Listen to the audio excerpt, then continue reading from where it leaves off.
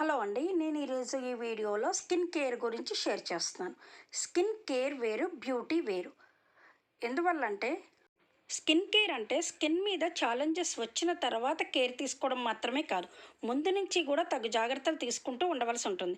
కారణం, మానవ శరీరంలో అతి పెద్ద ఆర్గాన్ మన స్కిన్. అది దాదాపుగా 20 స్క్వేర్ ఫీట్ వరకు ఉంటుంది.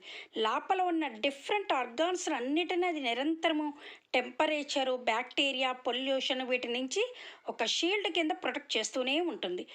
అటువంటి దానిని లోపల ఆర్గాన్స్ ఎంత కేర్ తీసుకుంటామో మరి బయటకి కనిపించే ఆర్గాన్ని కూడా అంతే కేర్ తీసుకోవాలి కదా. అంతేకాకుండా డెర్మిస్, ఎపిడెర్మిస్ అని, మెలనిన్ అనే హార్మోను, కొలాజిన్ అని ప్రోటీను, నెక్స్ట్ రకరకాల రక్త నాళాలతోటి ఈ స్కిన్ అనేది తయారయ్యింది. దానికి నిరంతరము హైడ్రేషన్ చేసుకోవడానికి మనం బయట నుంచి తీసుకోవలసినది తగు మోతాదులో వాటర్ని తీసుకుంటూ ఉండడము, మంచి పోషకాహారాన్ని నిరంతరము శరీరానికి అందిస్తూ ఉండడము, దానితో పాటుగా చిన్న చిన్న ఎక్సర్సైజెస్ లాంటివి మనం రెగ్యులర్గా తీసుకుంటూ ఉండాలి. అంతేకాకుండా డీప్ క్లెంజర్స్ లాంటి వాటితోటి క్లీన్ చేసుకుంటూ ఉండడం వల్ల డీప్ లేయర్స్ అన్నీ క్లీనప్ అవుతూ ఉంటాయి.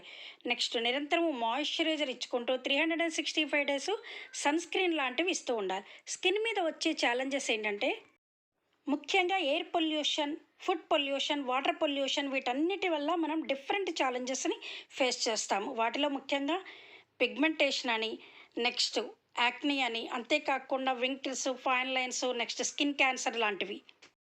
ఉదాహరణకు కోకోనట్టే తీసుకోండి. ఎంతో మాయిశ్చరైజర్తో ఉండే కోకోనట్ కూడా బయట కొన్ని రోజులు వదిలేసేటప్పటికి డ్రై అయిపోతుంది.